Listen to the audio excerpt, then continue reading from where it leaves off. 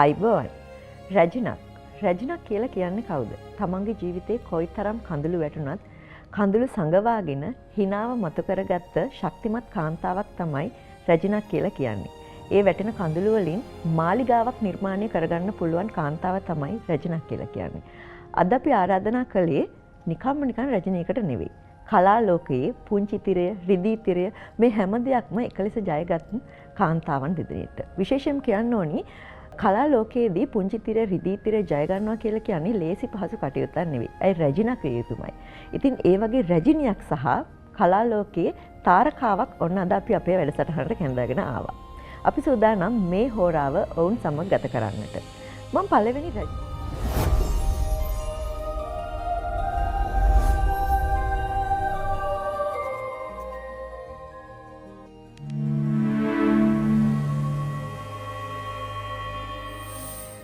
කලා ලෝකයේ රැජින ගැන කිව්වොත් ඇය සටන් කරන්නේ කෝපයෙන් නොවේ. ඇය සටන් කරන්නේ සිනහවෙන්. ඇය සිටින තැන තිබුණේ සිනහව පමණයි. තමන්ගේ ජීවිතයේ තියෙන ගල් මුල් ප්‍රහාරවලට ඇය උත්තර බැන්දේ සිනහවෙන් පමණයි. ලංකාවේ ජනප්‍රිය ප්‍රවීණ රංගන ශිල්පිනී සුසිලා කෝට්ටිගේ. ආයිබෝවන් අක්කේ. ආයිබෝවන් දරුවෝ. කොහොමද මේ දවස්වල? හැමදාම එක වගේ ජීවිතේ ගලාගෙන යනවා. මට කියන්න කොහොමද හැමදාම මේ විදිහට hinaවෙන්ම ජීවත් වෙන්නේ කියලා? hina වෙනවම කියන්න බෑ.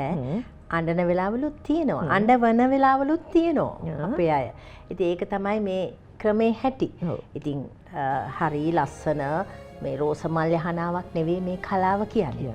බොහොම ප්‍රශ්න ගොඩකට මුහුණ දෙන විවිධ උදවිය. කියන්නේ ඇඟිලි පහ ගත්තොත් පහ වෙනස් නේ.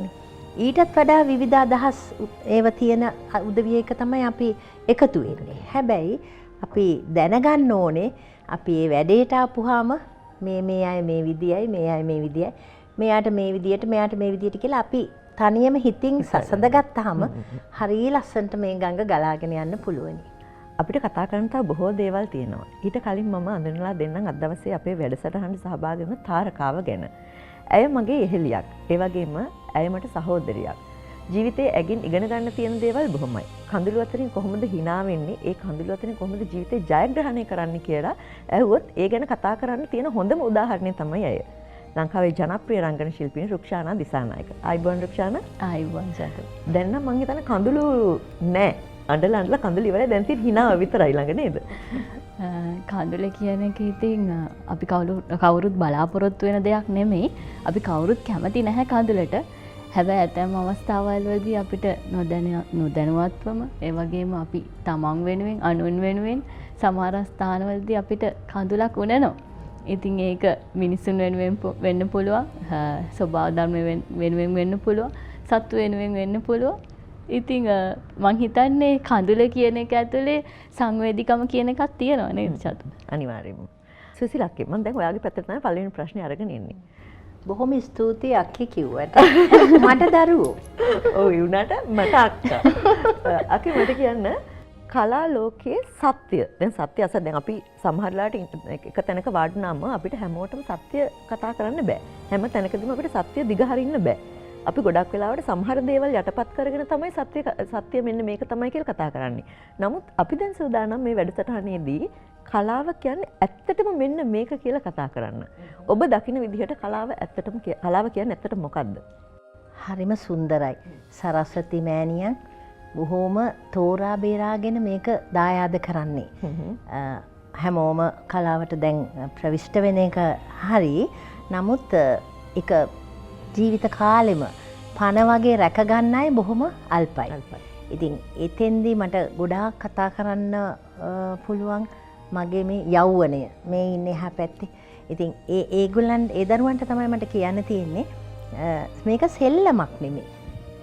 මේක මහා ප්‍රාතිහාර්යයක් මේ. අපි මිනිසුන් සනසනවා. අපි මිනිසුන්ට ආදර්ශමත් වෙනවා. අපි කරන දේෙන් අනිවාර්යෙන් අන්තිමට වෙන්නේ මොකද්ද කියලා අපි පෙන්눔 කරනවා. නරක දෙයක් නම් නරක දේ. ඉතින් ධර්මයත් එක්ක තමයි මේ කලාව ප්‍රවිෂ්ඨ වෙන්නේ. මොකද අපි පන්සලකට යනකොට ඒ ඉස්සරහින්ම හම්බ වෙන ලොකු අර මේ පුවරුවත් එක්කම අපි කලාවත් එක්කම තමයි රැඳෙන්නේ. ඒක අනිවාර්යෙන්ම තියෙන දෙයක්. ඉතින් දරුවෝ මම කියන්නේ කලාව කියන එකට මෙහෙම ගරු කිරීම, කැප කිරීම, සහයෝගීතාවය, අපේකම, හරි නිහතමානීකම, එතකොට හැදිච්චකම අනිවාර්යයෙන්ම. හැබැයි මම හිතනවා මගේ යෞවනයේ දරුවන්ට දෙමව්පියෝ සැර කරනවා ඇති. එහෙම සද්දෙන් කතා කරන්න එපාම නෑ. මම කියනවා කටකාරකම තියාගන්න ඕන කලාවේ. ඒක යුතුයි. ඒ කටකාරකම බෙදා ගන්න එපා. කේලමට අනුන් රිදවන්න, තව කෙනෙකුට වචනයක් කියන්න, අපහාසයක් කරන්න. ඔන්න ওই දේවල් වලට මේ කටකාරකම තියාගන්නේ නැතුව මේ ගමන ලස්සනට යන්න පුළුවන් ගමනක්. හැබැයි මං හරි ආඩම්බර වෙනවා දැන්. මොකද මම නම් කියන්නේ මම පැරණි කෙනෙක් විදියට අලුත් නව පරම්පරාව හරිම සුවිශේෂයි. හරිම ලස්සනයි. අපේ රටේ තරම් මේ තරම් සුන්දර කාන්තාව, සුන්දර තරුණයෝ කොහේවත් නැහැ කියලා මං අභියෝග කරනවා. ඒ තරමට සුන්දර දරුවෝ ඉන්නවා. නොඉන්නවා නෙමෙයි. වෙලාවකට අපේ දරුවෝ මෙන්න මේ පස්පංගුව තියෙනවනේ. ඇඟ රිදෙනවට බොනවනේ තම්බල පස්පංගුවක්.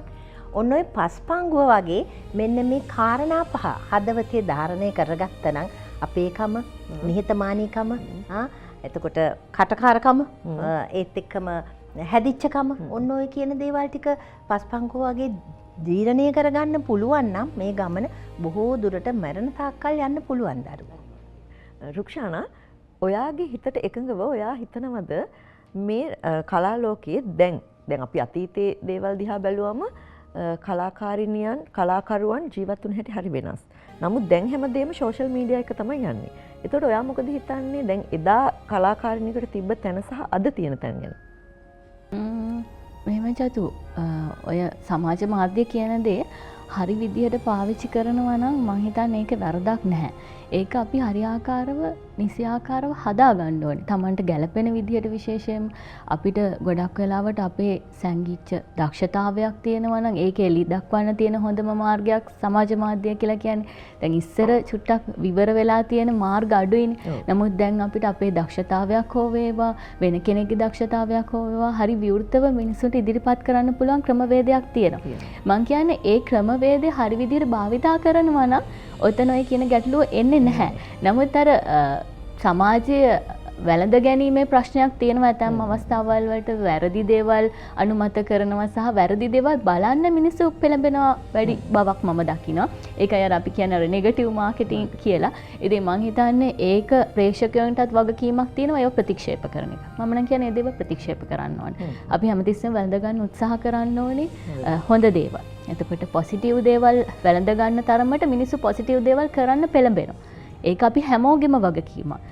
කලාකරුව විදිහට අපිට සහ ප්‍රේක්ෂකයන්ට සමස්ත අපේ රටේ මිනිස්සු හැම කෙනෙක්ගෙම ආකල්පමය වශයෙන් වර්ධනයක් විය යුතුයි මේ හරි දේවල් සම්බන්ධව.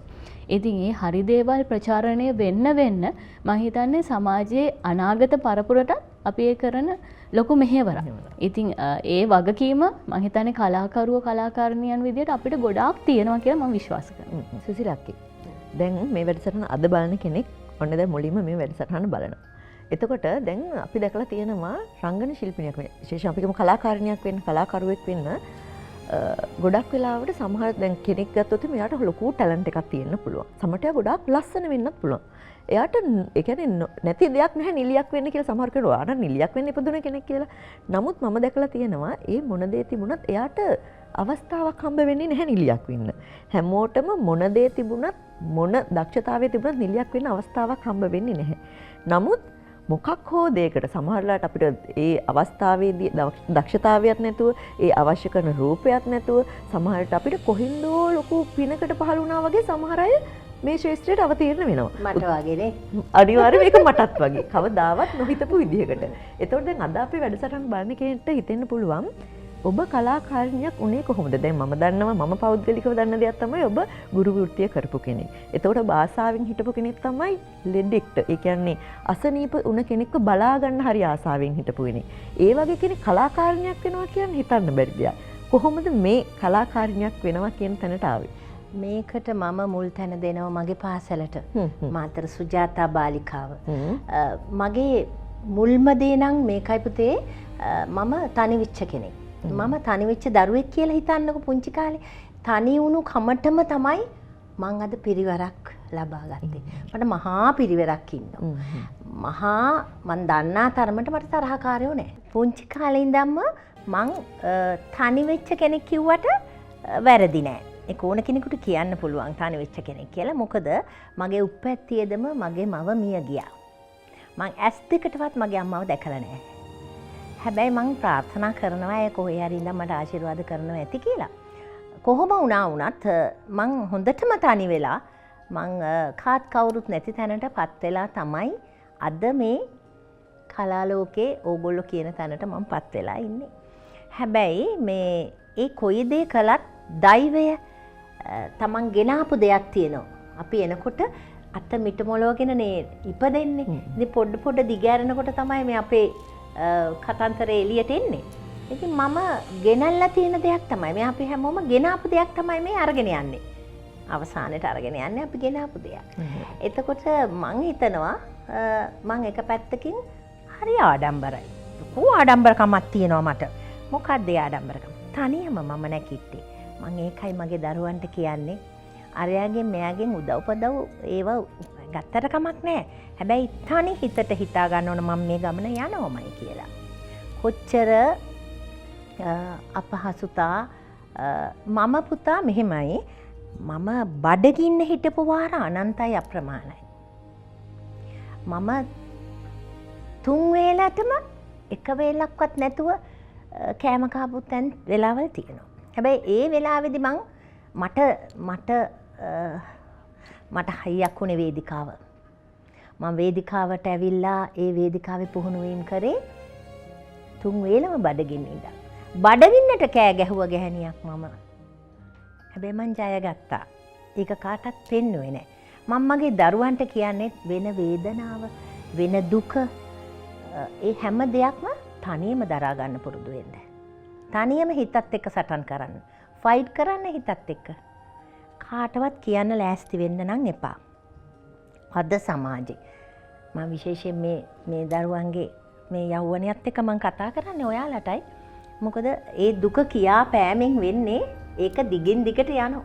හරි ලස්සන කතා ගොත යනවා. ඒවට තව එක්කාසු කරනවා දේවල්. තව එකතු කරනවා. තවත් අමාරුයි දාන්න බලනවා. ඒ නිසා තමන්ගේ දුක තමන් විසින්ම යටපත් කරගත්තොත් තමයි මං හිතන්නේ මේ මං ආපු ගොඩට ගොඩ වෙන්න පුළුවන් වෙන්නේ. දැන් සුසිලාගේ කිව්වා වේදිකාවෙන් තමයි තමන්ගේ ගමන ආරම්භ කරන්න කියලා. එතකොට මේ වේදිකාවෙන් ගමන ආරම්භ කරන්න වේදිකාව දැනට වඩා දැන් අපි අවුරුදු ගාණක් පිටිපස්සට බැලුවොත් වේදිකාව තමයි මීට වඩා ගොඩක් පවර්ෆුල් විදිහට තිබුණේ. එතකොට මට කියන්න මොන වේදිකා නාට්‍යයටද මුලින්ම සම්බන්ධ වුණේ මොන වර්ෂයේදීද? එතනින් අප පටන් ගමු කතාව දිගට යන්න. මට යූඩී ශ්‍රේයාරත්නයන්ගේ ඔහු ග්‍රාම සේවක මහත්මයෙක්. ඔහුගේ පළවෙනි වේදිකා නාට්‍යය තමයි නූපන් දරුවෝ. මම රඟපෑවේ තප්පර 5යි. මට මතක ලුම්බිනි රඟහල සෙනග පිරීලා තප්පර 5යි. මේ අනාථ කරලා මාව. ඉතින් මම ගොඩාක් වැටිලෙනවා හාමුගාවට. හැබැයි ජාලරක පිටිපස්සෙන් අධ්‍යක්ෂකවරයා කෑ ගහනවා එන්න කියලා. මම නෙවෙයි එන්නේ. අඬ කඳුළු මගේම කඳුළු වලින් මම කෑ ගහ අඬනවා. දැන් ජාලරක පිටිපස්සේ ඉන්න අධ්‍යක්ෂකර වරෙන් යකෝ එළියට කිව්වා. එතකොට තමයි චුට්ටක් එහා මෙහා බලලා වේදිකාවේ එක තප්පර 5 චරිතයක් මං කරේ. බොහොම අපූර්වට මට ප්‍රසාදය ලැබුණා. මේ ඉස්සරහා ඉන්න අසුන්ගත වෙලා හිටපු අයගේ. ඉතින් හරියට ඒ වගේ මං බොහොම කැපවීම් කරා. ඉතින් මං හිතන්නේ කාගෙන් ආපු ආදර්ශයක්ද කියන්න මට තේරෙන්නේ නැහැ. නමුත් දැනට ජීර්ණ වෙලා මේ වෙනකන් මියදෙනකන් කලාවේ නියැලෙන මට මං හැමදාම මගේ ආදරණීය කලාවට ආදරේ. මං ආස නැහැ කලාවේ ඇතුලේ දෙයක් පත්තරවල මාධ්‍යවල හාහෝගාලා කතා කරනවනම් ඒක මං හිතන්නේ පුදුමාකාර දුකක්. මං හිතනවා මම රූප වාහිනිය ඉදිරි පිට ඉන්නවනම් එහෙම දෙයක් කියවෙනව නම් ආවලාට හැම දෙයක් වුණා මෙයාට මෙහෙම දෙයක් වුණා කියලා මගේ ඇස් දෙකෙන් රූරා ගලා වැටෙනවා මොනවාද කඳුළු. ඇයි මෙහෙම වෙන්නේ කියලා. ප්‍රධානම දේ තමයි අපි මේ වැඩේ කරද්දී ඔය ජනප්‍රියතාවය අවශ්‍යයි. හොඳම නිලිය ඒවා වෙන්න නොහනලු වෙන්න අවශ්‍යයි. හැබැයි ඒක හඹාගෙන යන්න නරකයි. ඒ මත්තේම නැහිගෙන ඔක්කොම පාගගෙන යන ගමනක් ගියොත් අපිට කවදාකවත් ඒක ලැබෙන එකක් නෑ. ඒක ලැබෙයි, ලබා ගනී. හැබැයි ගොඩාක් දේවල් අහගන්නත් වෙනවා. ඔය අහ ගැනීමයි ලබා ගැනීමයි අතරේ ලොකු පරතරයක් තියෙනවා දරුවෝ. ඔය අහ ගැනීමයි ලබා ගැනීමයි සමසමව යන්නේ නැතුව ලබා ගැනීම එකපාරට ආවොත් නේද ලස්සන. එහෙම ලස්සන කරගන්න නම් අපි මේ කුඩා මොලේ පොඩ්ඩක් පාවිච්චි කරගන්න ඕනේ. හේතුව තමයි එහෙම තැම්පත් වෙලා මේ සීරුවට මාරුවට ඉන්න බෑ මේකේ. නේද? අපි දඟලන්න ඕනේ, අපි නටන්න ඕනේ, අපි කෑ ගහන්න ඕනේ, රණ්ඩු වෙන්න ඕනේ, චුට්ටක් තරහා වෙලා ඉන්න ඕනේ. ඒ වගේ දේවල් තියෙනවා. ඒක සාමාන්‍ය අපේ පෞල් ජීවිතවලත් තියෙනවනේ. එහෙම නෙමෙයි මම කියන්නේ. මේක අරගෙන යන ක්‍රමයක් තියෙනවද? නේද දරුවෝ? මේක අරගෙන යන ක්‍රමයට අපි හැම තිස්සෙම ඉසනම ආචාර කරන්න ඕනේ. ඒක අපේ අධ්‍යක්ෂකවරයා අපිට වඩා බාල වෙන්න පුළුවන්. අපිට වඩා පුංචි තැනකින් ආපු කෙනෙක් වෙන්න පුළුවන්. සමහර වෙලාවට අපේ මේ කාර්මික පැත්තේ දරුවෙක් මේවා ඉගෙනගෙන අපිට අධ්‍යක්ෂකවරයෙක් වුණොත් අපිට ඒක අපහසයද නෑ. ඒක විවේචනය කරනවා අපේ අය. අරයා මේ දැන් ඔහොම වුණාට දැන් හරමනේ. මොම කියනවනේ. ඇයි අපි එහෙම කතා කරන්නේ? අපි ඒ වෙලාවට හිතන්න ඕන අපේ කොල්ලෙක්නේ නැකිට්ටෙක් කියලා. අපි යන්නේ හැම කෙනාටම අපෙන් පිටේ ඉන්න අයට අපි ආශිර්වාදය කියන එක දෙන්න බලන්න පටන් ගන්න.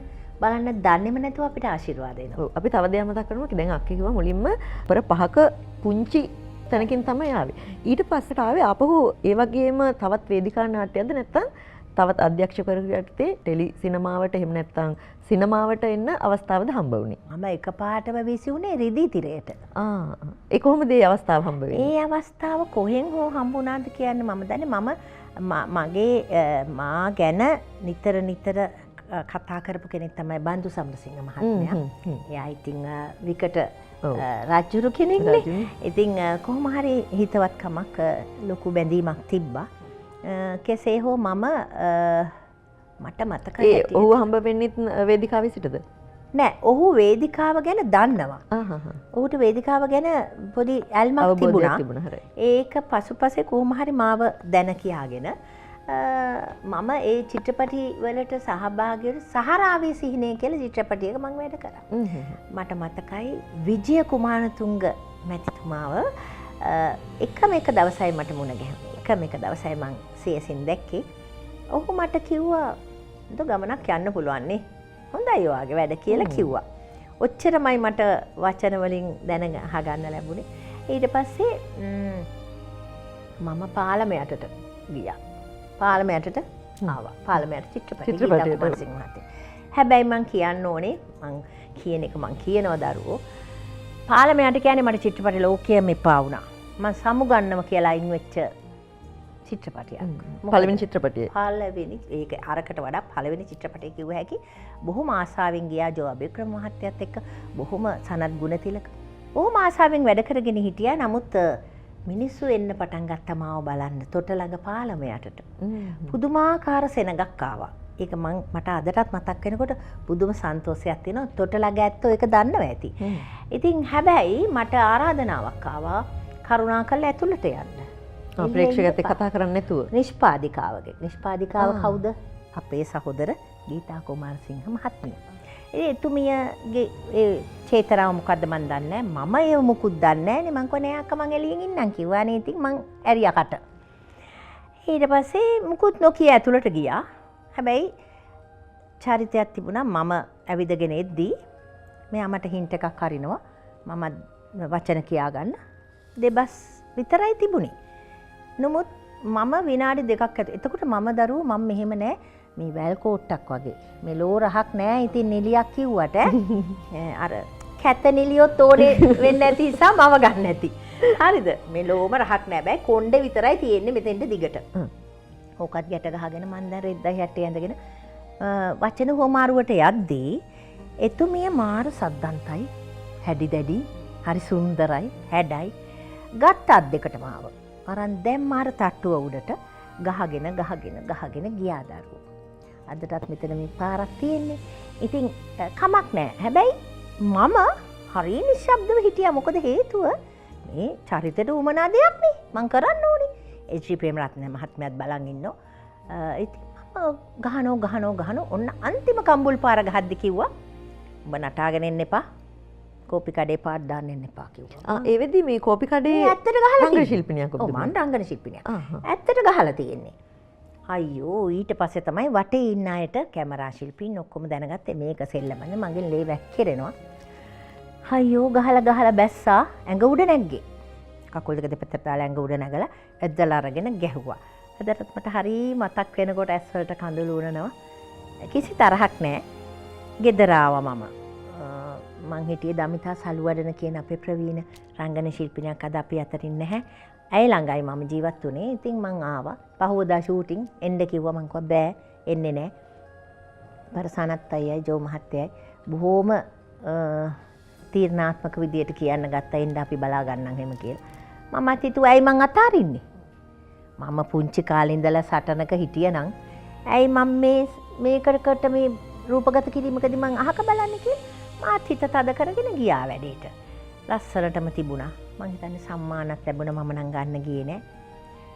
අදටත් එතුමියයි මායි අතර කිසිම තරහක් වෛරයක් නෑ. ඕක තමයි ඒ දරා ගැනීමේ ශක්තිය නැතිකම නිසානේ ඒ දේ සිද්ධ වුනේ. එහෙම අපි හිතන්න ඕනේ. කෙනෙක් ගැන අපිට මෙහෙම ඉස්සරහට එනම නම් කෙනෙක් අපිත් එක්ක ප්‍රශ්නයක් දාගෙන අපිට අග්ගාලා හිතන්න ඕනේ. මෙල්ල කරන්න බලනවා. මෙල්ල කරගන්න බැරි වුණොත් අපි හිතන්න ඕනේ මේ මෙයාගේ හැටි. මේ මෙයාගේ චරිත ලක්ෂණේ. මේක හදන්න අපිට බෑ. අපි ගෙනාපු උප්පැත්තියක් නෙමෙයිනේ. ඉඩ දෙනවා. ওই විදිහටම යන්නකෝ ඔයා කියලා අපි පැත්තකට වෙන්න ඕනේ. ඔව් අනිවාර්යයෙන්ම. ඕනෙම කෙනෙක් රජිනක් වෙන්න කලින් ලොකු කඳුළු කතාවක් තියෙන ලොකු අභියෝග ගොඩකට මුහුණ දුන්න කෙනෙක්. ඉතින් සිසිලක්කගේ ඒ කතාව මමත් දැනගත්තේ අද තමයි. මං හිතන්නේ ප්‍රේක්ෂකයාත් දැනගන්නේ අද තමයි. නෑ පත්තරවලත් ගියා බොහොම හයියෙන්ම ගියා. ඒ කියන්නේ ඒ කාලේ. ඒ කාලේ පත්තරවල ගියා හයියෙන්ම. ඉතින් ඒ කියන්නේ රංගන ශිල්පිනියන් දෙදෙනෙක් අතර ගැටුමක් ඒ වගේ. ගැටුමක් ගියා කියලා මෙහෙම ගියා හයියෙන්ම. මට 7-5ක්වත් චිත්‍රපටයෙන් ලැබුණෙත් නෑ. හැබැයි මං බොහොම ස්තුතිවන්ත වෙනවා. ඒ දෙහෙම උනේකට මං හරි සතුටු වෙනවා. ඒ වෙනුවෙන් මං කඳුලක් හෙලන්නේ නැහැ. ඔන්න මතක තියාගන්න කඳුළු හෙලන වාර තියෙනවා. ඕන එකට එපාකට හදාගත්තම හිටිය මල මූසලයි. හරිද? ඒක එපා. මං එදා ඇඬුවා වුණාට දැන් මං හිතනෝ නෑ මට ඒක තමයි ආපු අභියෝගය. ඒක තමයි මගේ ජීවිතේට ඒක වගේ මගේ ජීවිතේට ආපු හොඳම අවස්ථාව. පහන. ඉතින් මං එතිමේට ගොඩාක් ස්තුතිවන්ත වෙනවා මාවේ පන්නර කිරීම ගැන. සහ මම අවුරුදු ගණනාවක් මගේ ආදරණියන් එක්ක මං හිටියේ දයාවතී කියන චරිතෙන්නේ. එතනත් මම කියන්නේ සුන්දරයි කියලා. එතරත් බොහෝම ඇවිටිලි ගැවිටිලි තිබ්බා. මාස 6ක්. හරියටම මම දන්නවා මාස 6ක් මම 80 දශකයේ. මාස 6ක් මම ආවේ කඩේ ඇතුළට පාන් රාත්තලක් අරගෙන එළියට බහිනවා. කරයිද ඕගොල්ලෝ? ඕගොල්ලන්ට හිතෙයි නේද පුතේ?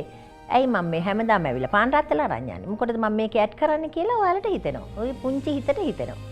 නෑ මම එහෙම හිතුවේ. හැමදාම මම පාන් රත්තල අරගන්නවා. දවසේම ෂූටින් හිතුන වෙලාවට දාලා පාන් රත්තලක් ගන්න කියලා කියනවා. මං ඕකට එහෙම මෙහෙන් කෑලි බෑලි අතින් දාගන්නවා. දාගත්තාම ඩිරෙක්ටර් හරි සතුටුයි. ශානියමයි. සුසිලා හොඳට කරා කියනවා. ඒක ඇති හොඳටම මට බඩ පිරෙනවා. කෑමත් එපා. ඉතින් ඕව පුරෝගෙන මම ගෙදර යනවා. හැබැයි මාස 6ක් මං ට්‍රේන් කරාට ඒ මාස 6ෙම මම රඟපෑවා විතරක් නෙවෙයි පුතේ. මං ගියා කැමර මහත්තුරු ළඟට. මං ඒ දරුවන්ගෙත් පිටිපස්සේ හිටියා. අනිත් අය රඟපානකොට මල්ලි මං චුට්ටක් බලන්නද කියලා අහනවා.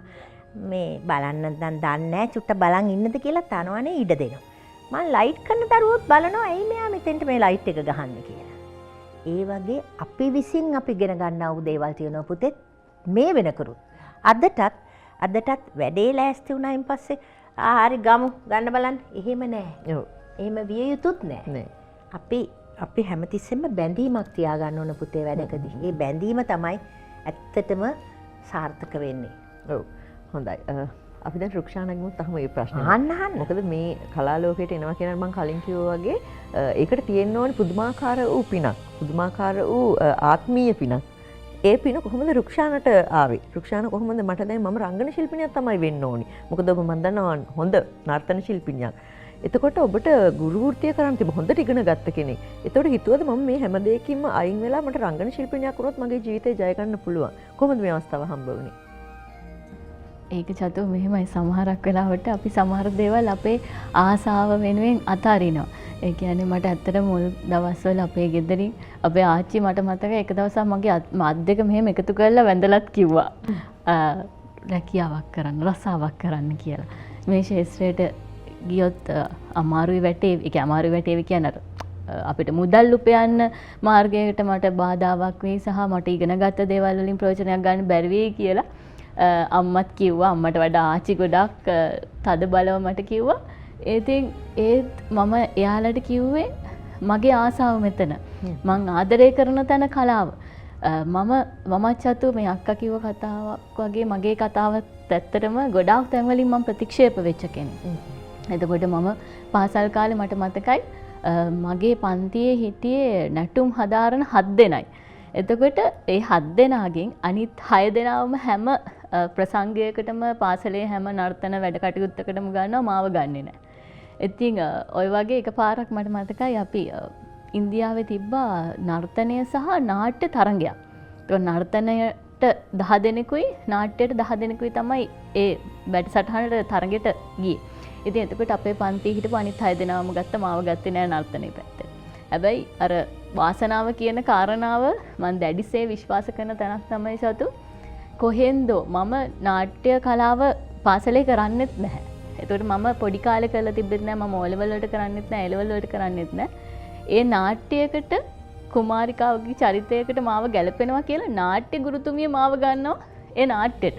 ඒතර නැටුම් වලින් මාව ගත්තේ නැතුණා නාට්‍යෙට මට අවස්ථාව ලැබෙනවා. ඔය ඔතන තමයි මට ආසාව ඇති වෙච්ච පළවෙනි තැන. ඒකෙන් ගිහිල්ලා අපි ජාත්‍යන්තර මේ කියන්නේ දකුණු ආසියානු තරගයකින් අපිට ප්‍රථම ස්ථානය ගන්න පුළුවන් වුණා ඒ නාට්‍යයේ. ඒ වගේ මට එතනදී ඇල්ම කියන එක ආවා. ඒකත් එක්ක ඉතින් ඇත්තටම මේ ශාස්ත්‍රයට එනවා කියන එක අභියෝගයක් නේ. ඉතින් ලේසි පහසු කටයුත්තක් නෙමෙයි. ඉස්සර අපි රාජ්‍ය සම්මාන යවුණ සම්මාන වලට නාට්‍ය කරනකොට මාස 3-6 එක දිගට රිහර්සල් 7-5කවත් මුදලක් නැතුව. ඉතින් ඇත්තටම හරි දුෂ්කරයි. හැබැයි හරි ආදරණීයයි සහ ඒ ලබාගත් අත්දැකීම ඒ කියන්නේ වේදිකාවත් එක්ක ගැටුණාම එන අත්දැකීම් සමුදාය වෙනම අත්දැකීම් ටිකක්. ඒක කවදාවත් අපිට අද වෙනකොටත් ඒක හරි සුන්දරයි මේ මතකයන්. අපි අනිවාර්යෙන් රාජ්‍ය සම්මාන වලට යවන සම්මාන වලට වේදිකා නාට්‍යයක් අරගෙන යනවා සහ රිහර්සල් කරනවා. එතකොට අපි හැමදාම වේදිකාවේ නිරත වෙනවා, වේදිකා නාට්‍යවලට සම්බන්ධ වෙනවා. ඒ වගේ තමයි යන්නේ. එතකොට අපි වෙන කෙනෙක්ට සම්මාන ලැබෙන දවසට අපිට හරි සතුටුයි. ෆයිනල් එකේ ඉන්නකොට කට්ටිය අපි සතුටු අපි වෙන කෙනෙක්ට අත්පොළ සන්නාදයක් දෙන්නේ හරිම හැඟීමෙන්. කියන්නේ වෙන කෙනෙක් සම්මානයක් ගන්නවා කියලා අර දැන් අපි හිතනවනේ නැහැ. අපි යන්නේ නැහැ. අනේ අපිට නැහැනේ අපි යන්නේ. එහෙම හැඟීමක් ඒ දවස්වල අපි නැහැ. මං කියන්නේ කලාකාරවරු විදියට කලාකාරණිය විදියට අන්නේ අනිත් කෙනා ගැන තියෙන හැඟීම තියාගන්න ඕනේ. කියන්නේ මේක ඇවිල්ලා දම්වැලක පුරුකක් වගේ මට තනියෙන් රඟපාන්න බෑනේ මං කවුරු කොහොම වුණත්. මට සම්බන්ධ විය යුතු පිරිසක් ඉන්නවා. එතකොට අනිත් කෙනාව අගය කරන එක මත තමයි අපිට අනිත් කෙනත් එක්ක ලස්සනට මේ සම්බන්ධතාවය ගොඩනගා ගන්න පුළුවන් වෙන්නේ. ඉතින් අනිත් කෙනාව අපි අගයන්න ඕනේ, අනිත් කෙනාට ආදරය කරන්න ඕනේ, අනිත් කෙනාට උදව් කරන්න ඕනේ. මේකත් එක්ක තමයි මේක ලස්සනට ගොඩනැගිලා එන්නේ. ඉතින් ඒ වගේ ලොකු කඳුළු කතාවක් තියෙනවා අපේ පිටිපස්සේ මේ කලාවට එන මාර්ගයේ. ඉතින් අක්කා කිව්වා වගේ මමත් එක සීන් එකක් රඟපාපු ටෙලිනාට්‍ය 27ක් තියෙනවා. ඉතින් නමුත් ඒක ඒ සීන් එක ඇතුලේ වුණත් මම ඒ සීන් එක කරන්නේ හරි ආසාවෙන් ආදරෙන්. මොකද පළවෙනිම ඩ්‍රාමා එක? පළවෙනිම නාට්‍ය ටෙලිනාට්‍ය උතුම් පැතුම්. හැබැයි මම ඒකට රඟපාලා පළවෙනියටම රඟපෑවට ඒක ටිකක් කල් ගිහිල්ලා තමයි ටෙලිකාස්ට් වුනේ. ඒ අතරේ මට විවිධ නාට්‍යවල මම අර විදිහේ අවස්ථා හම්බ වෙලා තියෙනවා. අවස්ථා කියන්නේ එක සීන් එක මම රඟපාලා තියෙනවා. මං අර එතෙන්ට ගියාට පස්සේ මට කරන්න පුළුවන් උපරිමයේ දේ මට කඩල ගොට්ටක් විකුණන්න තිබ්බත් මං ඒක පොඩ්ඩක් අධ්‍යයනය කරලා මං ඒක හරි විදිහට කරනවා. ඒ වගේ කෙනෙක් මං.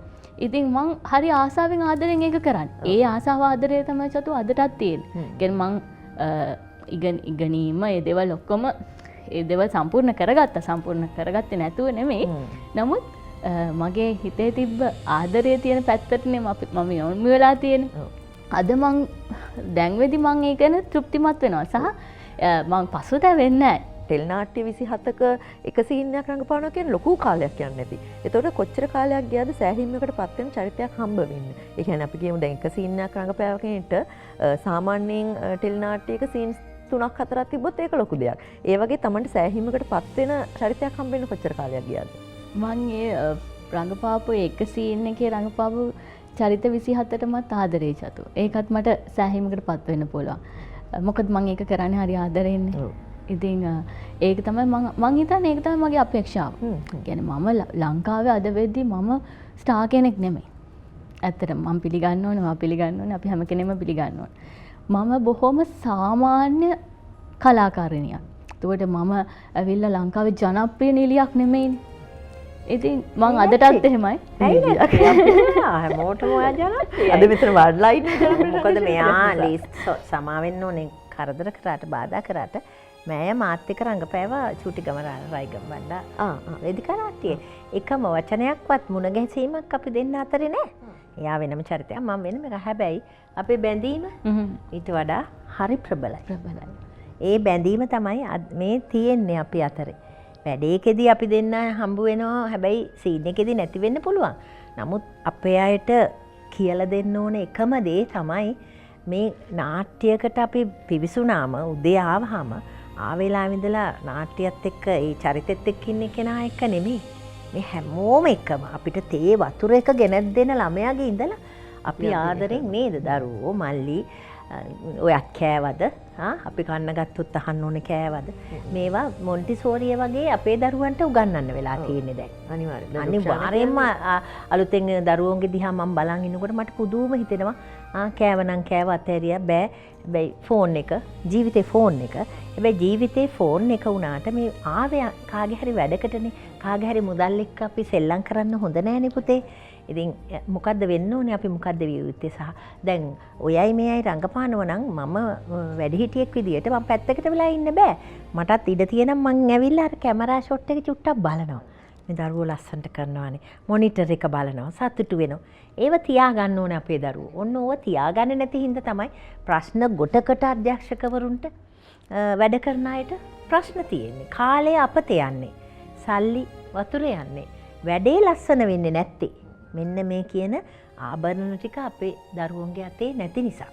ඔව්. අනිවාර්යෙන් රුක්ෂාන කිව්වට මම මහා ලොකු නිලියක් නෙවෙයි මම මහා ලොකු ජනප්‍රිය නිලියක් නොවේ කිව්වට මං හිතන්නේ මේ වෙනකොට ලංකාවේ රුක්ෂාන දිසානායකවම නොදන්න කෙනෙක් නැති තරම්. විශේෂයෙන් මම ගැන කතා කරොත් මම මගේ පළවෙනිම චිත්‍රපටය රඟපාන්නේ රුක්ෂානත් එක්ක. ඒ කියන්නේ කැමරාවක් ඉදිරියේ මම මගේ මුලින්ම රඟපාන්න දායකත්වයේ ලබා දෙනකොට මම ඇයත් එක්ක තමයි මුලින්ම රඟපාන්නේ. ඒතර මම ඇය දිහා තමයි මුලින්ම බලාගෙන හිටියේ කොහොමද කැමරාවක් ඉස්සරහ හැසිරෙන්නේ කියන එක. එතකොට ඇයගෙන් මම දකින විදිහට ඉගෙන ගන්න දේවල් බොහොමයක් තියෙනවා. නමුත් ඇය අර මහා ලොකු නිලියක් කියන එක මම දකින්නේ ඇය හරිම නිහතමානී කාන්තාවක්. ඉතින් ඔබේ මං හිතන්නේ නිහතමානීත්වයත් එක්ක තමයි මෙච්චර ලොකු දුරක් එන්න පුළුවන් වෙලා තියෙන්නේ.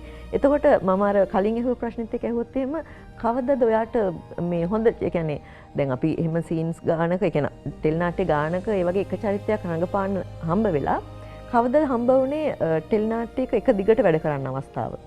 ඒක අර චතු උතුම් පැතුම් ටෙල් නාට්‍යයෙන් මට ලැබුණා. ඇත්තටම උතුම් පැතුම් ටෙල් නාට්‍යයේ නිෂ්පාදකතුමා උපුල් ජයසිංහ මහත්මයා අසල්වැසියෙක්.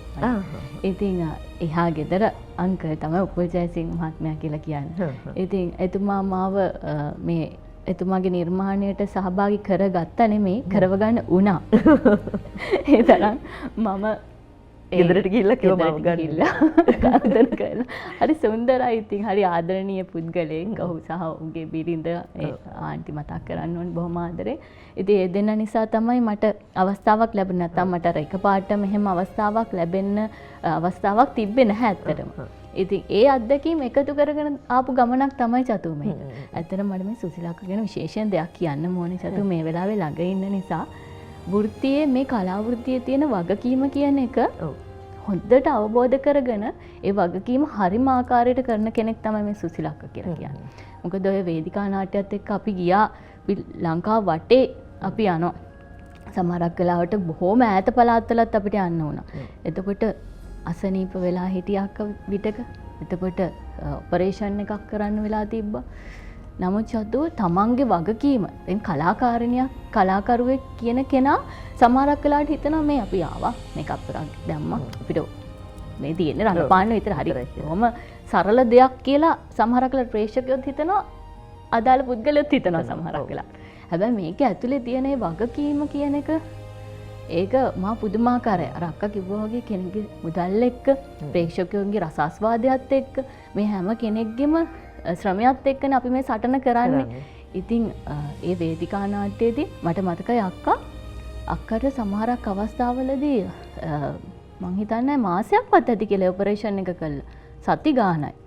නමුත් අක්කා ඇවිල්ලා ඒ වගකීම කරන්න නෑ මං එනවා කියලා. මොකද ඒගේ ඒ චරිතයට මං හිතන්නේ රීප්ලේස්මන්ට් එකක් ඇති කියලා තමයි. කොහෙත්ම නෑ. ඒ ගැනත් කියන්න ඕනේ විශේෂයෙන්ම චතු නාට්‍යයේ 10ක් 12ක් ඉන්නවා. හැබැයි සුසිලක්ක වේදිකාවට ගියාට පස්සේ ප්‍රේක්ෂකයෝ ටික නැවත ඉපදෙනවා. ඒ තරම් ශක්තිමත් පෞෂ්‍ය මම අසනීප වෙලා ගිහිල්ලා දැන් මට බයයි. දැන් මගේ හිතට මං අක්කට කියන්නේ නැහැ. මොකද අක්කා මානසික වටන්න ඕනේ නැහැනේ හොඳ නැහැනේ.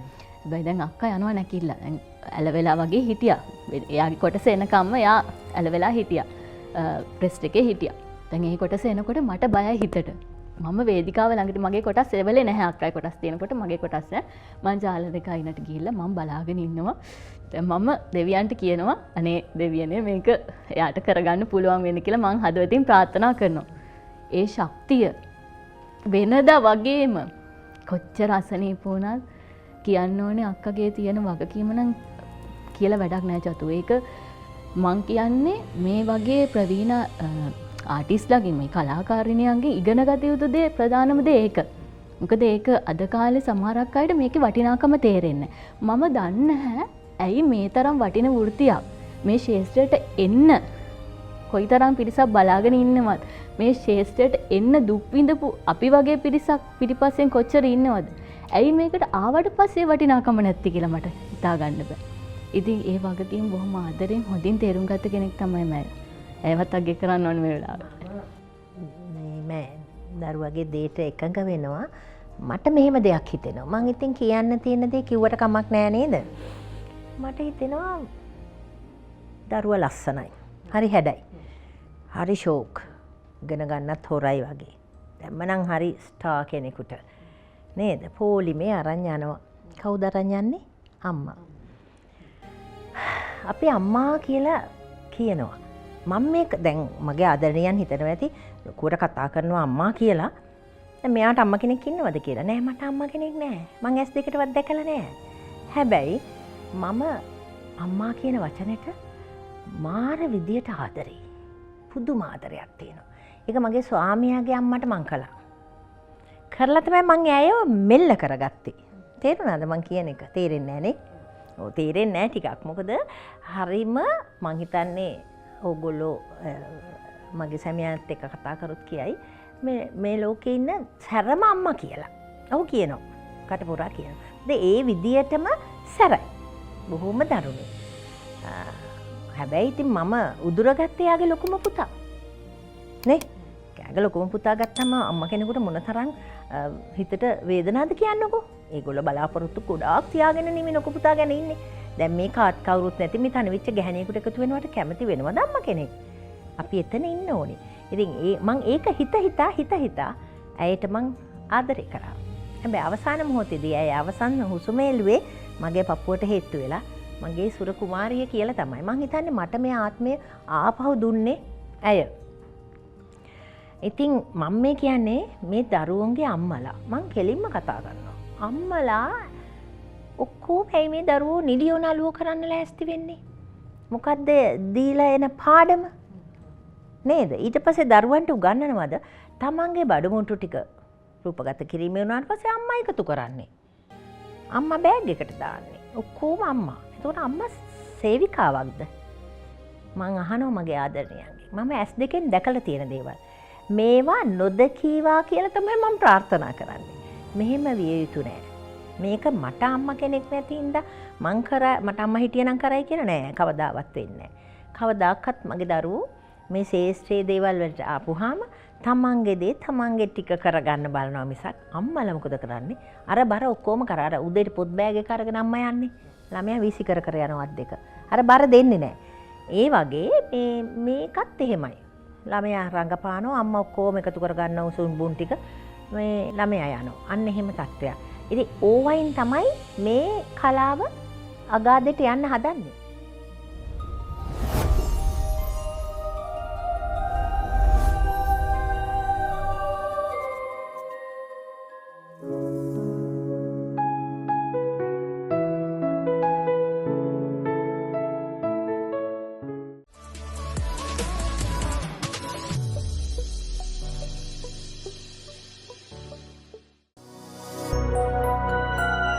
A style that is timeless.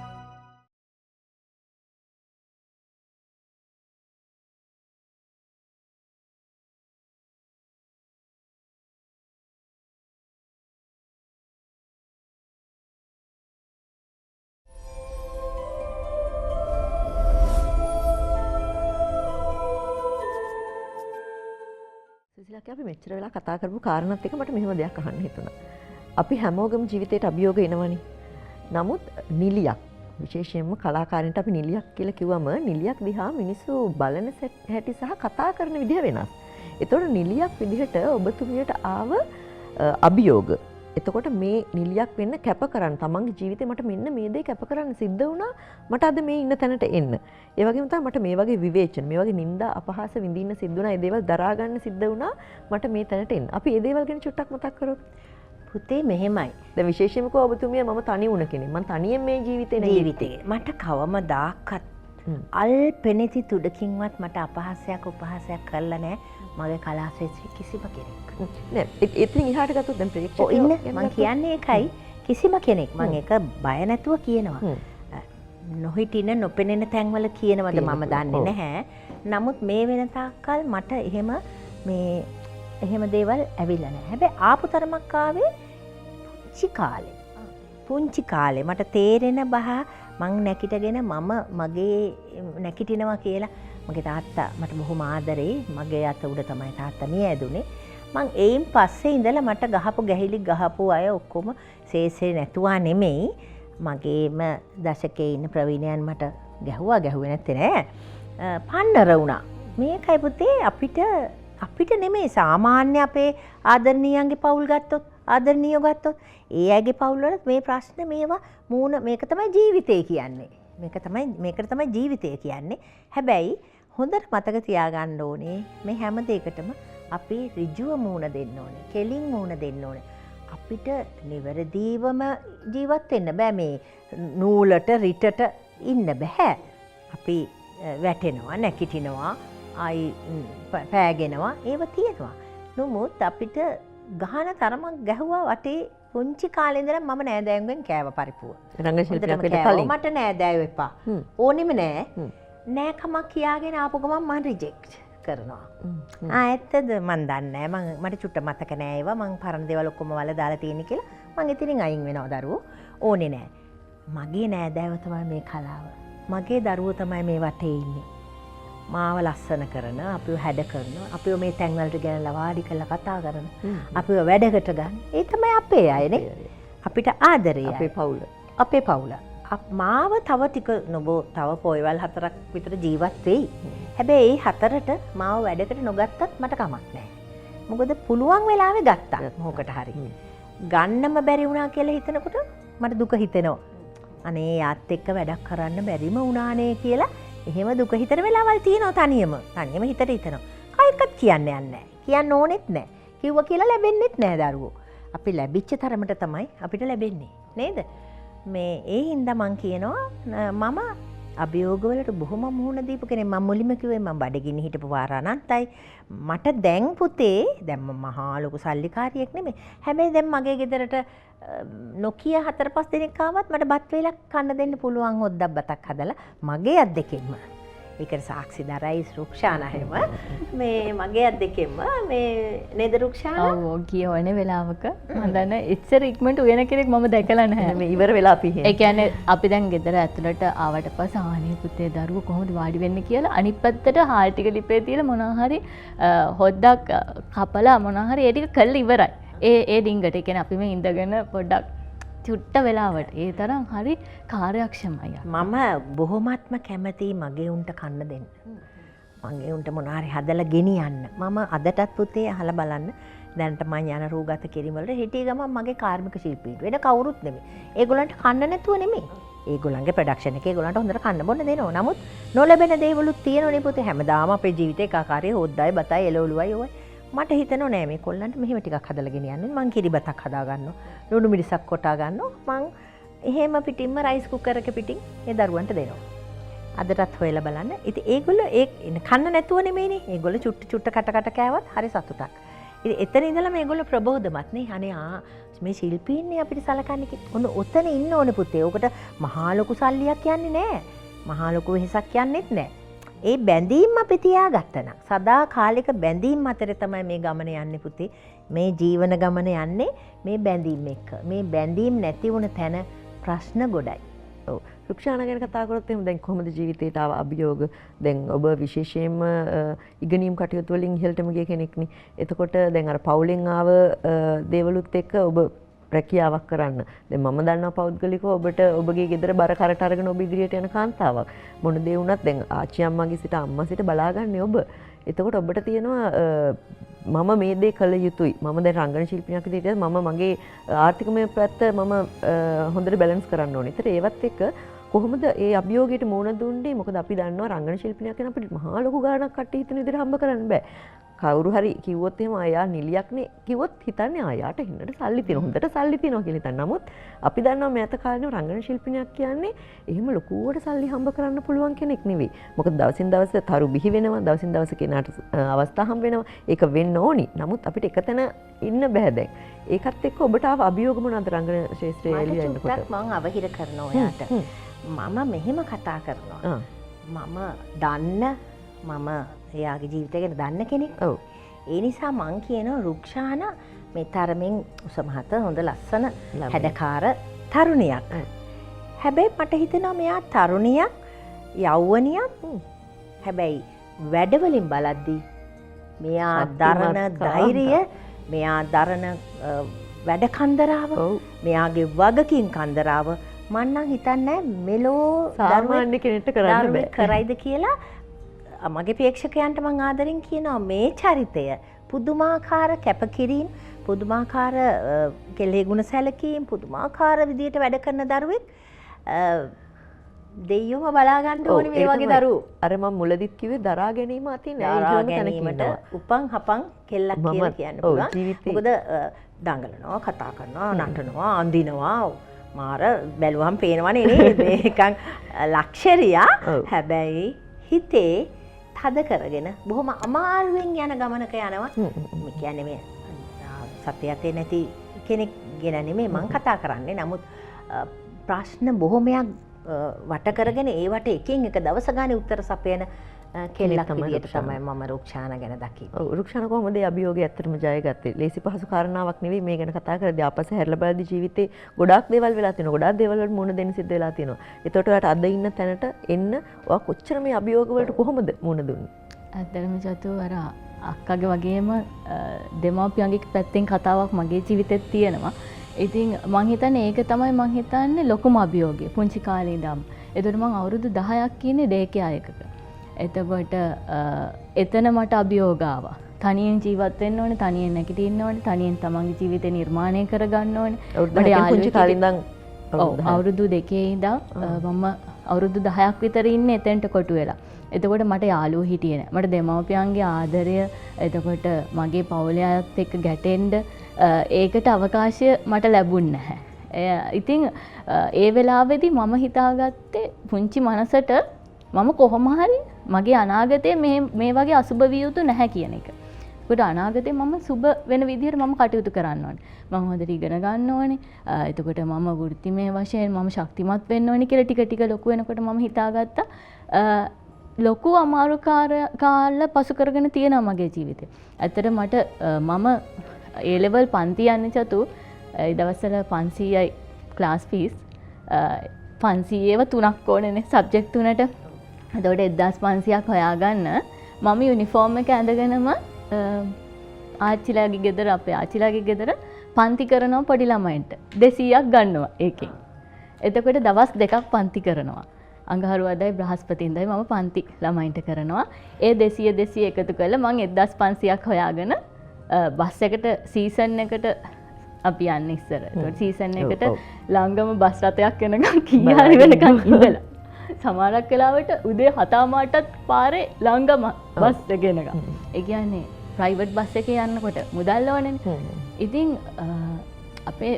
අපේ පවුල ඇතුලේ එහෙම ලොකු ආර්ථිකමය ප්‍රශ්නයක් නැහැ. නමුත් පවුලේ යම් ප්‍රශ්න වගේක් තිබ්බා. ඒව සාමාන්‍ය දේවල් ඉතින් ඒව ගැන කතා කරන්නත් අවශ්‍ය නැහැ මේ වෙලාවේ. ඉතින් නමුත් මං කියන්නේ ඕනෙම කෙනෙක්ට ඒ වගේ දේවල් තියෙන්න පුළුවන්, ඇති වෙන්න පුළුවන්. අර ඒ වගේ කාලයක් මගේ ජීවිතේ තිබ්බා. මම සමහරක් වෙලාවට පයින් යන වාර අනන්තයි. මගේ පළවෙනි රැකියාව රුපියල් 4000යි මම නර්සරි එකක ගුරුවරියක් විදියට. හරියට මේ A-level ඉවරලා එක සතියයි ගෙදර ඉන්නේ. 7 වෙනි දවසේ වෙද්දි මම රස්සාව හොයා ගන්නවා ගුරුවරියක් විදියට. එතකොට ඒ 4000 300ව 3ක් දානවා මගේ නංගිලාගේ මල්ලිලාගේ පොත්වලට. එතකොට මට තියෙන 3100යි ජීවත් වෙන්න. ඒ වගේ හරි අමාරු හැබැයි මං හරි ආදරය කරනවා ජීවිතවලට. මට චතු එක විනාඩියක්වත් නිකන් ඉන්න බැරි ප්‍රශ්නයක් තියෙනවා. අපේ අම්මා දන්නවා ගෙදරදී මං මොකක් හරි වැඩක් කරනවා. ඒ කියන්නේ ඒ අර පුරුදු වෙලා වැඩක් කරන්න මොකක් හරි දෙයක් හිතන්න එක්ක ලියනවා. එහෙම නැත්නම් මොනවා හරි ගෙදර වැඩක් හරි එතකොට මගේ වෘත්තියට අදාළ දෙයක් හරි මොනවා හරි මම වැඩ කරනවා. මට මොකක් හරි දුකක් ආවා කියලා කියමු චතු. මං ඒ ගැන කල්පනා කර කර ඉන්න වෙලාවෙ යොදවන්නේ නැහැ. මං හිතනවා හරි මට දුකයි නම් මට මොකක් හරි ප්‍රශ්නයක් නම් මං අඬයි විනාඩි 5ක් 10ක්. හැබැයි මං කල්පනා කරනවා මෙච්චර වෙලා මම මේකට දුක් වෙන්නවත් ගත කළොත් කාලය මට මං වෙනුවෙන් ජීවත් වෙන අයට එතකොට මගේ අනාගතයට මේක හානියක්. මං අද වෙද්දී මම බොහොම සතුටින් මම වාහනයක් පාවිච්චි කරගෙන හරි ලක්ෂරි ලයිෆ් එකක් නෙමෙයි හම්බ කරගෙන ලොකු ලක්ෂරි ලයිෆ් එකක් නෙමෙයි. නමුත් මං අද වෙද්දී සතුට වෙනවා ඒ අවුරුදු 10ක් වගේ පොඩි කාලයක් ඇතුළත මං ඒ දේවල් කරගත්තේ චතු ඒ අර තියෙන මොකක් හරි දැන් අපි හිතනවානේ ආනේ මේ කලා ශාස්ත්‍රයෙන් අපිට හම්බ කරන්න බෑ. හැබැයි මගේ මේක ආසාව. මම මේක කරනවා. හැබැයි මං ඊට අමතරව මාර්ගයන් හොයනවා. මං ගුරුවරියක් විදියට කටයුතු කරනවා. මගේ මොනවා හරි බ්‍රෑන්ඩඩ් යොදවලා දැන් සෝෂල් මීඩියා ඔස්සේ මට ඒ දේවල් කරන්න පුළුවන්. මං ඒවට පේජ් හදලා ඒවට මහන්සිලා ඒවට පෝස්ටර්ස් හදලා ඔක්කොම තනියෙන් කරන්නේ. මම ප්ලෑන් කරනවා අලුත් දේවල් ප්ලෑන් කරනවා. මෙතනින් යනකම මම ආයි ප්ලෑන් කරනවා තව දෙයක්. ඒ වගේ මම හිතනවා අපි ජීවත් වෙන හැම විනාඩියක්ම ප්‍රයෝජනයක් වෙන්න ඕන. Tamanට ප්‍රයෝජනයක් වෙන්න ඕන, අනිත් කෙනෙක්ට ප්‍රයෝජනයක් වෙන්න ඕන. ඒක තමයි ජීවත් වෙනවා කියන්නේ. ඉතින් මං කියන්නේ මිනිස්සෙක් මේ ජීවිතේ අමාරුයි. මේක බෑ. එහෙම කියලා හිත ඉන්නවට වඩා වැදගත් වෙන්නේ ඊළඟට අපිට මොකද්ද කරන්න තියෙන දේ කල්පනා කරන එක. උදේම නැගිටින්න ඕන. විශේෂයෙන්ම. එතකොට මම නැගිටිනවා මට 5 වෙද්දි 6 වෙද්දි අනිවාර්යෙන් නැගිටිනවා. කොච්චර මහන්සි වුණා. ඉතින් කාලේ නාස්ති කරන්නේ නැතුව කලමනාකරණය කළොත් අපිට නව සිතුවිලි පහළ වෙන්න පුළුවන්. තියෙන වැඩ කටයුතු ටික ලස්සනට කලමනාකරණය කරගෙන යන්න පුළුවන්. ඔව් තව අවසාන වශයෙන් මට ප්‍රශ්නයක් අහන්න තියෙනවා මේ විදිහට. කලාව කියලා කියන්නේ හරි සුන්දර තැනක්නේ. එතකොට කලාකාරණයක් වෙන්න බලාපොරොත්තුෙන් ඉන්න කෙනෙක් දකින්න පුළුවන් මේ කලා ලෝකය කියන්නේ මෙන්න මේ වගේ දෙයකට.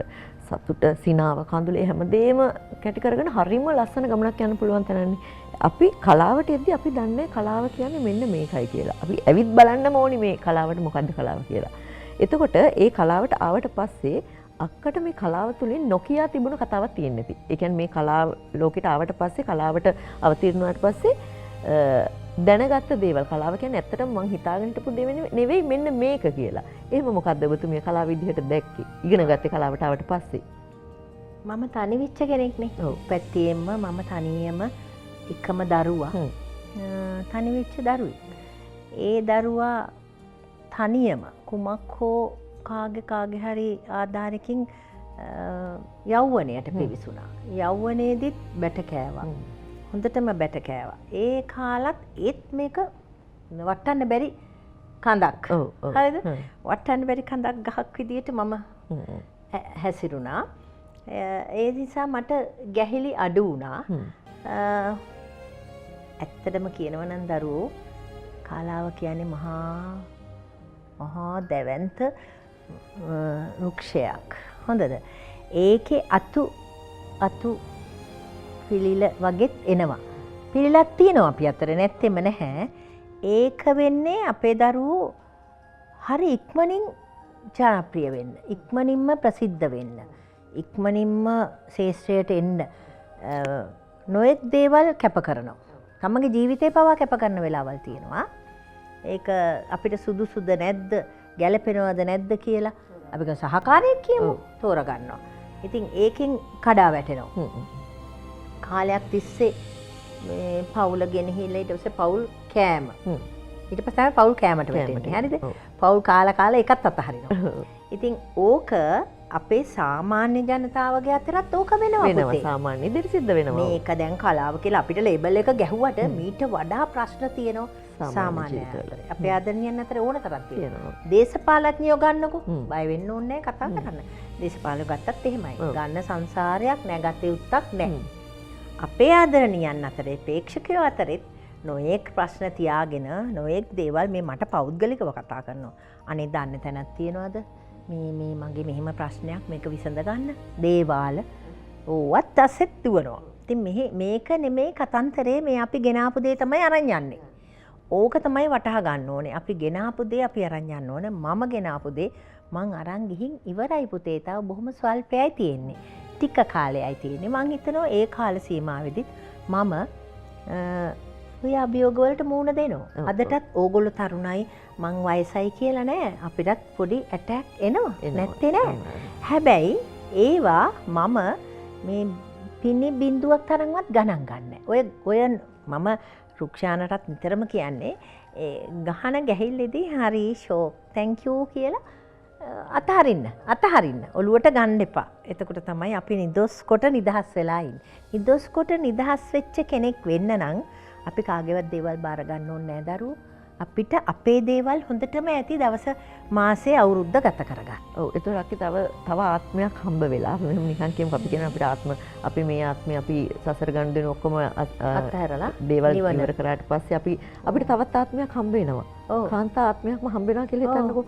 අවස්ථාවක් හම්බ වුණොත් එහෙම කලාකාරිනියක් වෙන්න ඒක ආපහු තෝරගන්න. මට කලාකාරිනියක් වෙන්න මට අවස්ථාවක් හම්බ වුණොත් කියලා නැතුව මේ අපි කෙලෙහි ගුණ සලකන්න ඕනේනේ. මං හරි ආසයි මං දන්නේ ආත්ම ලැබෙයිද නොලැබෙයිද අපි සතුන් සිව්පාව වෙලා උපදීද ඒව අපි ගෙන ආපුවා.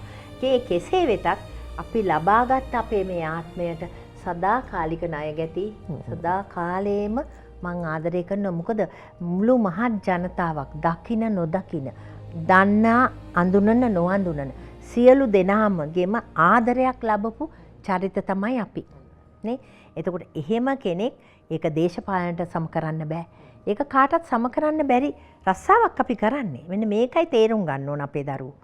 කිසිම කෙනෙක්ව අභිබවා යන්න බැරි හොඳ මානසික තත්වයකින් ඉන්න හොඳට දුක දරාගෙන සතුට පෙන්වන්න පුළුවන් කතන්තර හදලා කියන්න පුළුවන් චරිතවත් දරුවෝ අපිට ඉන්නවා. ඉස්සරහටත් ඉන්නව නෑ කියන්නේ අපේ ලංකාව තුල මාර ආදරණීය දරුවෝ ටිකක් බිහි වෙලා ඉන්නවා. මං දකින ඒව බලද්දි මට හරි සතුටුයි. මෙන්න මේ චරිතේ මාරයිනේ මාර විදියට මේ දරුවා රංගනවනේ කියලා. හැබැයි ඒගොල්ලන්ගේ පෞද්ගලික ජීවිතවල නොයෙක් ප්‍රශ්න තියෙනවා. හැබැයි අපි ඇඟිල්ල දික් කරන්න නරකයි පුතේ. මොකද අපිටත් එහෙම කාලයක් තිබ්බ නේද කියලා අපේ පුංචි මොලේට කල්පනා කරලා අපි ඒ අය මුණ ගැහුනොත් හොයලා බලලා පොඩ්ඩක් ඒකට උදව්වක් වචනකින් හරි දෙන්න පුළුවන් නම් දීලා එහෙම නැත්නම් අපි උදේ හවස දෙය බුදු අදහනව නම් අපි කියන්න ඕන අනේ අපේ මේ කලාව ආරක්ෂා කරලා දෙන්න කියලා. සරස්වති මෑණියනේ කියලා. ඕක අපි හරියම හදවතෙන්ම කියනවා නම් අපිට ප්‍රශ්නයක් වෙන්නේ නැහැ. ඔව් රුක්ෂාන ඔයාගේ පැත්තෙන් ගත්තොත් එහෙනම් දැන් කාන්තාවක් විදිහට ගොඩාක් අභියෝග වලට මුහුණ දුන්න කෙනෙක්නේ. එතකොට දැන් අපි සාමාන්‍ය අර දැන් අක්ක කිව්වා වගේ සාමාන්‍ය කාන්තාවක් අතර වෙන දෙයක් සාමාන්‍ය පවුලක වෙන දෙයක් ගොඩක් වෙලාවට සෝෂල් මීඩියා හරහා හෝ ඒවා ඒ ගැන වැඩි කතා බහ නොකරන අවස්ථා තියෙනවා. නමුත් රංගන ශිල්පිනියක් විදිහට ගත්තොත් එහෙනම් අපි ගැන කතා බහ වෙනවා වැඩි. සමහරට නොවුන දේවල් ගැන පවා අපි ගැන නම පට බැඳිලා කතා වෙන දේවල් වැඩි. එතකොට ඔයාගේ ජීවිතේ එක අවස්ථාවක් හරි ආයෙත් ප්‍රාර්ථනා කරනවා මම රංගන ශිල්පිනියක් තමයි ආයෙ ආත්මයක් ආවත් මට හම්බ වෙන්න ඕනි. මොන වගේ බාධක ආවත් මට මේ තැනට වෙන්න ඕනි කියලා හිතලා තියෙනවද ඔයාට? ඇත්තටම ඒ ආදරය කියනක මේ කලාවට තියෙන ආදරේ නැති වෙන්නේ අර කිව්වා වගේ චෝදනා නොකරපු දේවල් වලට චෝදනා කරපු දේවල් හරි කියමුකෝ. හැබැයි අපි මිනිස්සුયો. ඉතින් අපි අතින් වැරදි වෙන්න පුළුවන්. අපි ඕනෙම කෙනෙක් අතින් වැරදි වෙන්න පුළුවන්. රංගන ශිල්පීන් නෙමෙයි සාමාන්‍ය මිනිස්සු හැම කෙනෙක්ගේම අතින් වැරදි වෙන්න පුළුවන්. හැබැයි සමහරක් වෙලාවට මම දකිනවා සමාජ මාධ්‍යවල හරි ලොකුවට ඒ දේවල් ගැන කතා කරනවා, හරි ලොකුවට ඒව උලුප්පනවා. මම කියන්නේ එහෙම නොවිය යුතුයි. මේ අපි හැමෝම හිත එක කරන ගනුදෙනුවන්නේ කරන්නේ. එතකොට කෙනෙක්ගේ හිත සුවපත් වෙන වචනයක් කියන එක තමයි වඩා හොඳ කෙනෙක්ගේ හිතට දුකක් දෙන වචනයක් කියනවට වඩා. ඉතින් මම මේ අවස්ථාවේදී මම යෝජනා කරනවා හැම කෙනෙක්ටම ප්‍රේක්ෂකයන්ට ඒ ආදරේ විතරක් දෙන්න, කෙනෙක්ගේ හිතක් රිද්දන දෙයක් කවදාවත් සමාජ මාධ්‍යයකවත් පළ කරන්න එපා කියලා. මොකද සමහරක් වෙලාවට වැරද්දක් වුණත් ඒ කෙනාගේ හිතට කොයිතරම් ඒක වචනයෙන් කියන දේවල් බලපාන්න පුළුවන්ද? ඉතින් සමහරක් වෙලාවට මානසික වැඩිලා ඉන්න කෙනෙක් තව තවත් අගාධයටම යන්න පුළුවන් ඒ වගේ දේවල් නිසා. ඉතින් ඒව සාමාන්‍යයි අපි හැම කෙනෙක්ටම. හැබැයි ඒත් කලාවට ආදරය නිසා මමත් ප්‍රාර්ථනා කරන්නේ අක්කා වගේම කලාකාරිනිය කියන සංවේදී මිනිසෙක් මනුෂ්‍යාත්මයේදී ලැබිය යුතුයි කියලා. බොහොම ස්තුතියි. අද දවසේදී අපි වැඩසටහන් සහභාගී වුණා. විශේෂයෙන්ම කියන්න ඕනේ රජිනක් කියලා කියන්නේ කාන්තාවක් කියලා කියන්නේ දෙපයින් නැගිටිපු සටන්කාරිනියක් කියලා මම මුලින් මතක් කරා. ඉතින් සිසිලක්කේ ඔබ වැනි කාන්තාවක්, ඔබ වැනි රජිනක් සමග මේ වගේ සංවාදයක් අරගෙන යන්න ලැබුණ එක මට ගෞරවයක්. ඉතින් හැමදාමත් මේ විදිහට hina වෙලා අපිවත් හිනස්සලා අපිත් එක්ක මේ විදිහටම ආදරෙන් ඉන්න කියලා ආරාධනා කරා. බොහොම ස්තුතියි අද දවසේදී අපිත් එක්ක වැඩසටහනට එකතු වුණාට. බොහොම ස්තුතියි චතු පුතේ. ඒත් එක්ක මට හරිම ආඩම්බරයි මේ වැඩසටහන බොහොම ලස්සනට කරගෙන යනවා ඔයා. ඒකට ගොඩාක් අපි ආශිර්වාද කරනවා දරුවෝ. අනිත් එක තමයි වැඩේ මොකද්ද කියන එක, වැඩේට මොකද්ද පසුබිම කියන එක තේරුම් බේරුම් ඇතුව ඔයා කතා කරනවා. ඒ නිසා තමයි අපිටත් අපේ ප්‍රේක්ෂකයන්ට කතා කරන්න, හදවතට කතා කරන්න ඉඩ සලස්සලා දුන්නා ඔබ නිහඬව. ඒකට ගොඩාක් ස්තුතියි.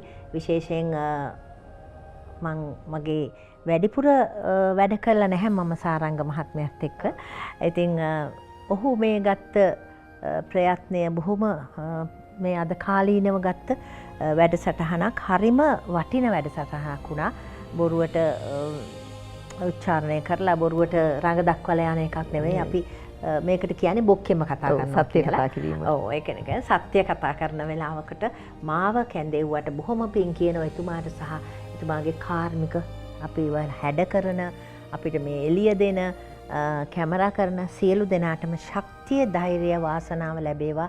මේ ප්‍රචලිතම වෙන්න ඕනේ අපේ රටේ සහ මුළු ලෝකෙම ප්‍රචලිත වේවා කියලා ප්‍රාර්ථනා කරනවා. මේ වැඩසටහන බලන ඔබ සියලු දෙනාටම බොහොම ස්තුතියි. මේ වැඩසටහන බලන හැම මොහොතකම දෙයක් ඉගෙන ගන්න, දෙයක් හිතට ගන්න, ඒ දේ මේ කරන්න බලන්න. අහලා කණෙන් අහලා විසි කරන්න එපා. බොහොම වටිනා කාලයක් තමයි මේ ඇත්තෝ මේ අපිව ගැනල්ලා මේ සටනක යෙදෙන්නේ. නිසා හැම වචනයකටම ගරු කරමින් මං නිහඬ වෙනවා. බොහොම පිං. ඒ වගේම තමයි මං හරිම ආඩම්බර වෙනවා. මට බය නැතුව කතා කරන්න පුළුවන් දරුවෙක් ඔයා ගෙනාව. හරිම ශක්තිවන්ත දරුවෙක් රුක්ෂානා කියන්නේ. මං හිතනවා මේ බොහොම ඉදිරියට යන්න පුළුවන්. දැනටත් ඉදිරියට ගිහිල්ලා ඉන්නේ. නමුත් ඉදිරියට යන්න පුළුවන්. බොහොම ශක්තිවන්ත රූපයක් මට ගෙනල්ලා දුන්නා. ඒකටත් බොහොම පිං. රුක්ෂාන, ඒ වගේම තමයි ඔයාගෙනත් කියන්න ඕනේ ධෛර්යවන්ත කාන්තාවන් අතරින් කලා ශාස්ත්‍රයේ උඩින් ඉන්න කෙනෙක් තමයි ඔබ. අර කලින් කිව්වා වගේ කොච්චර කඳුළු වැටුණත් ඒ කඳුළු පන්නරයක් අරගෙන දෙපයින් නැගිටපු කාන්තාවක්. ඉතින් මම ප්‍රාර්ථනා කරනවා ඔයාගේ ජීවිතෙත් හැමදාම සතුටින්, ඒ වගේම බලාපොරොත්තු හැම දෙයක් මිශ්‍ර සිද්ධ වෙලා ඉස්සරහට සතුටින් ජීවත් වෙන්න පුළුවන් වේවා කියලා. ඉතින් අද දවසේදී අපිත් එක්ක එකතු වුණාට, මේ කාර්යබහුල අවස්ථාවක අපිත් එක්ක එකතු වුණාට බොහොම ස්තුතියි. ආයිබෝවන් කියලා සමුදෙනවා. චතු මටත් වචනයක් කියන්න දෙන්න. ඔයා බොහොම අපූර්වවට මේ වැඩේ කරගෙන යනවා. ඉතින් වර්තමානයේ ගොඩක් වෙලාවට අපි කතා කරා වගේ නෙගටිව් මාකටිං කියන පැත්තේ views ගන්න හැමදේටම try කරන වෙලාවක මේ වගේ වටින වැඩසටහන. චතු මම හෙට මැරෙන්න පුළුවන්. හැබැයි මගේ වචනයක් හරි මම කලාකාරණියක් විදියට මට යම්කිසි වටිනාකමක් ලබා දුන්න එක ගැන මම ස්තුතිවන්ත වෙනවා. ඒ වගේම මේ වගේ ප්‍රවීණ රංගන ශිල්පිනියක් එක්ක මම ආස කරන, ආදරය කරන, හදවතින් කතා කරන ඇය වගේ කෙනෙක් එක්ක මේ විදිහට මාව අද ගෙන්නවට මට බොහොම ස්තුතිවන්ත වෙනවා. ඒ වගේම මේ කාර්ය මණ්ඩලයට සාරංග මෙන්ඩිස් ආදරණීය අධ්‍යක්ෂකතුමා ඇතුළු සියලුම දෙනාට මේ කාර්යය මේ විදිහට පටන් ගත්තට මුලින්ම ස්තුතිවන්ත වෙනවා. මොකද රංගන ශිල්පිනියෝ කියන කට්ටිය කවදාවත් මැරෙන්නේ නැහැ. ඉතින් ඔවුන්ට අපි කාලයක් ගියත්, අපි නැති වුණත් මේ ලෝකේ අපි ගැන යම් දෙයක් ලෝකෙට ඉතුරු කළා, මිනිස්සුත් එක්ක කතා කරන්න පුළුවන් දෙයක් ඉතුරු කළා. මේ වගේ වැඩසටහනක් තුළින් ඒ අවකාශය ලබා දුන්නට ස්තුතිවන්ත වෙනවා. ඉතින් ඔයාලටත් ගොඩක් ස්තුතියි. වගේ අනාගතයට සුබ ප්‍රාර්ථනා කරනවා. ආයිබෝන්. ආයිබෝන්. ඉතින් මෙන්න මේ විදිහට තමයි කලා ලෝකයේ රැජිනියක් සහ කලා ලෝකයේ තාරකාවක් මේ කලා ලෝකය ගැන දකින විදිහ, කලා ලෝකෙට පිවිසෙන විදිහ ඔබට අරගෙන ආවේ. ඉතින් මම හැම වෙලාවෙම කියන්නේ ජීවිතේ අපි මේ මොහොතේ ජීවත් වෙන්න ඕනි. ගෙවි ගිය අතීතේවත් උදා නොවු අනාගතය ගැනවත් බලාපොරොත්තු නොතියා ජීවත් වෙන මේ මොහොත විඳින්න. ඉතින් මේ වගේම ලස්සන කතා බහකින් තවත් රැජිනියක් සමග තවත් තාරකාවක් සමග අපි නැවතත් හමු වෙමු. ග්‍රෑන්ඩ් ෆ්ලික්ස් YouTube නාලිකාව සමග දිගටම රැඳී සිටින්න. ආයිබෝන්.